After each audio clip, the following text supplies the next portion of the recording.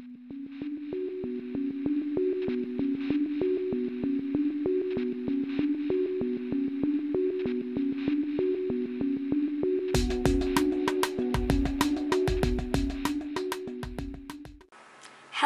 ladies and gentlemen, and welcome to my weekly review of Bates Motel. I apologize, my voice is super ridiculously not awesome right now. I have really bad allergies, so if I'm like squeaking my way through this review, I hope that you'll forgive me. And this review is actually of the episode that is the penultimate episode. Next week is the season finale. And I still can't wrap my head around that. I feel like I just got into this show, but, you know, it's the 10th episode. I think that they, you know, A&E placed a safe bet with doing a 10-episode pilot season. So I'll forgive them for that atrocity, but I'm still really upset that the show is going to be gone. I guess I'm just going to have to really start pre-gaming Dexter like crazy, which I can now officially do because look what I have in my possession. It is the subject of my obsession. That was a good song. Anyways, so yes, I'm so excited. Anyways, this is not about Dexter for now. I know, it's okay, darling. We'll talk about you later, I promise. We're gonna talk about another serial killer right now. Anyways, so this week's episode, spoiler alert, by the way, I'm gonna pretty much break down just about anything and everything that strikes me as particularly interesting about this episode. This, you know, it was really a strange episode for me personally. You know, like, of course, you know, it's always that situation of, well, that escalated quickly, you know, within like the last 5 minutes. It's like, you know, once you hit that last commercial break, like 5 minutes before the show is over, you're just like, okay, something absolutely ridiculously absurd that's going to subvert everything is going to happen, and inevitably it did. The cinematography indicated that much, you know, because Norma, after she beats the crap out of the guy with her purse, that was stunning. That was a stellar performance on her part. I know that feel. There are times when I would like to do that to someone, so I guess, you know, thank you, Norma, for being as ridiculous as you are. It is of supreme entertainment to me. She is a perpetual circus. I swear. I absolutely love her just because she is so, like, freaking crackers out of whack. I don't even get it, and I love it. It is hysterical. But anyways, so she gets in the car. You know, whenever the camera is positioned in the passenger seat, looking, you know, straight at the driver, you know, it's dark and raining and they're flustered or whatever, or they're, you know, feeling relaxed. It doesn't matter. It doesn't matter. We just get the sense that something is gonna come popping up, and what do you know? There's a little Abernathy in the back seat. And I have to say, he's got the creep factor on lock, okay? This guy knows, you know, the whole, like, and he's like grabbing her hands like as she's like trying to pry his fingers away from choking her, and he's like, it's okay, it's okay. You know, like kind of turning it, like twisting it into this really tender moment of, you know, this crazy negotiation that he's trying to make with her. Man, just gotta say, you know, talk about an ex getting his revenge from beyond the grave at that. Norma's got some seriously unfortunate luck on her side. So yeah, I was really it was interesting that not a lot happened with the whole Abernathy thing in the episode, and I was kind of thinking that it was, you know, that Norman and Dylan were gonna kind of, you know, go after this guy, and I was kind of thinking that that would happen this episode, but it looks like it's gonna happen in the finale, which I think is fair. You know, they took some time to look at a lot at one of my least favorite characters in this this season, Miss Bradley. God, every time that her and Dylan were in the same room, I was like screaming. I was about to like pick up my chair and just start the revolution because I was so pissed that freaking little sex kitten is just like, you know, she's just wiping her whiskers all over his face and just with their eyeballs. I could feel it. Bros before hoes, Dylan. Just keep that in the forefront of your consciousness, or else you and her are probably both gonna get dead pretty fast. I'm just trying to help you here. I'm just looking out for you.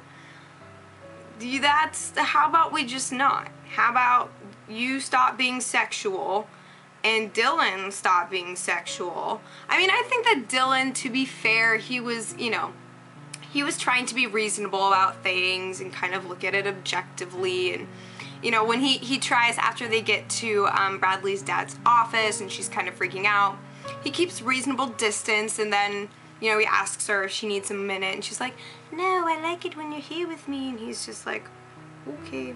And then, it's like when they were hugging at the end of that, all those shenanigans, I was freaking out. I was just like, if you need to cease and desist. I repeat, Dylan, disengage. I'm really glad that nothing has happened yet. But the whole Bradley drowning dream was quite creepy. At first, I thought somebody had, it was suggested to me that, maybe Bradley's going to go off the deep end herself, having lost her dad, and she's like, she's been holding it down this whole time. She's very distant and emotionless. I think she's just kind of distant and emotionless just because, honestly, I don't understand that woman. Her face doesn't change ever, even when she's crying. Like, it doesn't ever change. What is life? I don't understand. I don't know what your problem is. You need to stop. Anyways, take some lessons from Norma, because she, she should give some, like, a class in all the possible different ways in which to use your face and body to express exactly how you feel. And the thing is, it only works if your feelings are constantly changing every 4 seconds, basically. So, at any rate, so Dylan and her hug, and it's all whatever. And I'm just glad that nothing happened, because oh yes, I was talking about the dream about Bradley. At first, I thought she was just having some kind of mental collapse, and I was like, yes, it's the beginning of the end for Bradley. And then, as it turns out, it is Norman's nightmare. And yeah, so if that ain't a little bit of foreshadowing, I quite frankly don't know what it is. What else? Okay, also supreme creep vibes from Norman's teacher. I feel, she kind of reveals at the very end, as she's trying to convince Norman to publish the brilliance of his brain, despite what he perceives as, whatever would be his mother's wishes, which is for him to not do anything, period, for all intents and purposes. But, she comes up to him, and even when she's helping him edit the story, they're like alone in the classroom, and they're just so close, and there's these constant gazes and this connection. Like, I don't know, I don't know exactly what's going on in Norman's head, if he's kind of experiencing some sort of connection to her, or seeing, visualizing mommy and this woman. You never know. But, she reveals that she has been through some traumas herself, and it's like, okay, what exactly are you getting at here? I don't know, but so she's got a sense about Norman. Do you think that that's going to play into the end game of this season at all, or that that's going to be something potentially ongoing? I don't know. I have a weird feeling about this woman. Pretty much all the women in Norman's life, except for Emma, who has a very intriguing moment in this episode with her delicious pot cupcake. I love stoned Emma. Emma Stone. There you go. Now it all makes sense. It all makes sense. No, I was laughing so hard because, there's the intense clash of Norma and Norman, like, let's freaking go to Hawaii after I Google search, safest places in the world. And Norman's like, haven't you figured it out, Mom? We just kind of attract the crazy, okay? Maybe we just need to try and hold down the fort. and just confront this head on for once, you know. You never know what kind of evil is going to be afoot in Hawaii. I'm just saying. And so, you know, they have this whole clash. And Norma is so freaking manipulative in this episode. Good Lord. I love how the sheriff keeps putting her in her freaking place. She is just all amped up, and she's, you know, she thinks that she's got him wrapped around her finger in some universe. And he's just like, about that. See my eyebrows and my intense eyelashes? They don't care. They don't. They're completely and utterly unfazed. She is gonna freaking hit him with her purse. She probably will someday. Pretty much everybody who says no to Norma has got it coming at some point or another. But yeah, so anyways, Emma, she just comes up the stairs, she's just like, there is a conspiracy. And the thing is, there is a conspiracy, so I thought that was a delightful little piece of irony that made me laugh a lot. So good job. That was really funny. I really want to see more between Emma and Norman though, especially after the end of last week's episode. They had such a cool moment, and you know, they really got to connect earnestly for one of the first times ever, which I thought was really neat. And Norman needs a little bit of perspective, you know, to help keep him grounded from all these creepy nightmares that he's having about Bradley. So do you guys think that he's gonna kill her? Do you think that's what's coming? I don't know. I don't know what's in the books for her, but I'm tired of looking at her monotonous face. So whatever happens that is potentially lethal, I'm just gonna let it slide. Just gonna let it slide. I don't like it. I don't. And the longer she's around, the more Dylan is going to be like, oh hot damn, and things are just gonna continue to be weird and complicated until everybody dies. So, bye-bye. Anyway, so, sorry for I just need to express my disdain a little bit. I feel Norma in the We Hate Bradley Club. I just not a fan. I don't dig it. Anyways, so, oh yes, and then Norman brings home his beautiful little pooch, you know. It's a good way to go about things, you know. It's not like she's gonna poop on the carpet, nice and clean, not gonna bark at the neighbors. Even though I should say that the Bates family could really use an attack dog or something of the sort, perhaps a dragon. I really think that they need some heavy-duty protection at all times. I think a dragon could work out nicely for them. Or since they're by the ocean, maybe if they could find like Leviathan or something, that would be ideal. But at any rate, so I thought it was so Norma and Dylan's reactions to the dog were both just completely priceless. Like, you know, Norma, I think she's trying in some sense, I think, to support Norman's passions, you know, 'cause she's just like, oh, well, ain't that just the darndest thing, you know? And she's just like trying so hard, and that's kind of part of her manipulation process and trying to convince Norman that they need to skedaddle out of town. You know, she's trying to do everything she can. She freaking climbs in his bed. Hello. You know, it's a classic femme fatale move, except she's, you know, she may not be consciously trying to use her sexuality, but I would say that she kind of is, you know?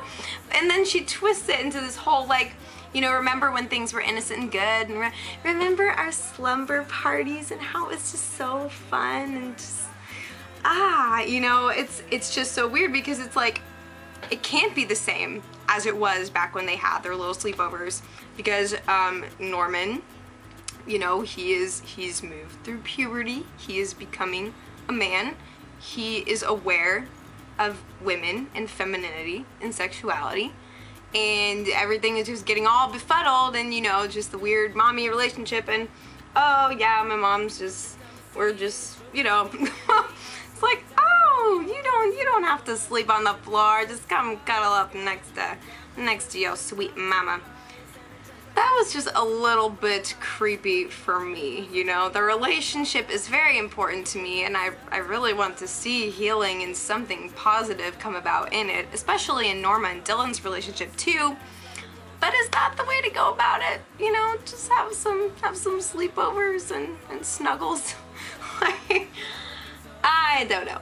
I thought it was hilarious and creepy, and just, I love how creepy this show is. It makes me laugh because I don't know how else to deal with it. It is thoroughly entertaining and tragic all at once, and I think that's life. I think life is entertaining and tragic, okay? And that show just kind of captures that aspect of things. At any rate, yeah, and then Dylan's kind of creeped out by it, and you know, they have a little bro moment, for which I was pleased. You know, having the potheads around the Bates Motel is kind of funny as well.